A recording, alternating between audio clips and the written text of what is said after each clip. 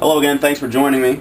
Let's talk a little bit today about getting off a grip and saving a grip for use on another golf club. First thing you want to do is get your re-gripping station set up and get your vise in a position where it'll hold the shaft. You have to adjust it and it'll hold the shaft in place. Now your drip pan here, you've got your pan in position to catch any of the fluids that drip down below. You also have to make sure that you do wear old clothes anyway, because the odds are pretty good you'll probably get some fluid moving around a little bit. You've got your tape over here. That's your double-sided tape for when you're getting ready to re-grip. In the workstation, it's awesome to have that. You can do this stuff without it, but it just makes it 10 times easier to have a workstation. So something again you'd have to invest in. Investing in also a syringe holds your fluid in place, and then you have a needle that you can insert into the grip. Now you have to be extremely careful in using this. This is not something that you want to mess around with. It's very dangerous. You've got flammable fluid in here. Depending on what you use, I like to use the grip solvent because it's by all means the safest, as opposed to using lighter fluid and things like that. Lighter fluid, I would recommend don't use it. Spend the extra money, go to the Golfsmith or the Golfworks and order the grip solvent. Some of it's flammable as well, some of it is not, but however, get what works best for you. Try to stay away from the gasolines and so on and so forth. It's just not safe. You don't want it in your workshop. Okay, so not much in preparation other than getting the shaft in position and having your needle and syringe loaded with some fluid ready to go. Now, what I like to do, and everybody probably has their own little way of doing this, is I like to take a golf tee and insert it in the back side of the golf grip. There's a little hole there. And the reason I like to do that is just so that the fluid doesn't come out the back. It'll actually stay inside the grip. And once you get the needle in place, now again, you have to be very careful, and these needles are very sharp, so you don't want to get it anywhere near your finger at all, because if you insert it in there, then you're going to have to seek medical attention.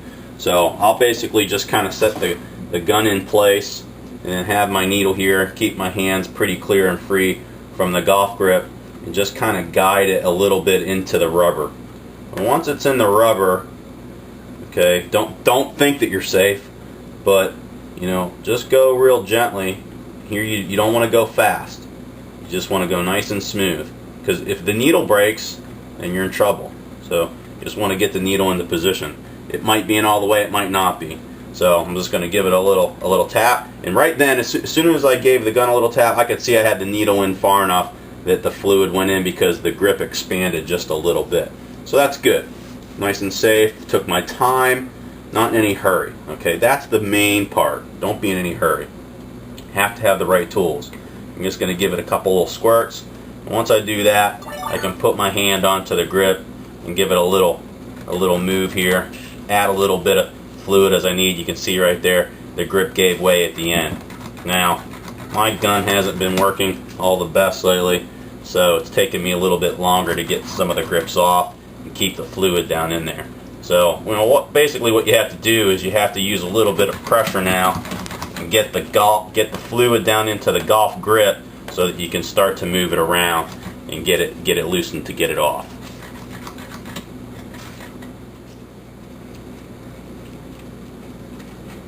Once you get it all the way down to the bottom here, take your towel just so that it doesn't spray, and it'll catch it there on the bottom side, and you can wipe up a little bit of that fluid as it seeps through once the seal breaks on the bottom side of the golf grip. Excellent. Okay, good job. Now, before I start yanking anything away, the first thing I want to do is I want to take the tee away from the end to let the air back in. It's going to allow the golf grip to come off. Second part is, again, be very careful. Pull the needle out of the grip and just set it to the side, and your grip is loose, and you can pull it right off the shaft. Tilt the grip up, make sure the fluid runs down the grip. Don't tilt it backwards, because then it's going to run right on top of you. And let the catch basin catch the fluid as it runs out the bottom side. And it'll drip off the shaft here for a minute, and I'll let it do that just for a second or so before I go ahead and remove the grip from the vise. And there you have it. There's my saved Golf Pride multi-compound grip, and it's in pretty good condition. A lot of times I'll look at the grip, or I'll call the customer and ask them if they want a new one. If the grip is really in pretty good shape, just needs cleaned a little bit, I'll do that right here in the workshop for them when I put it back on.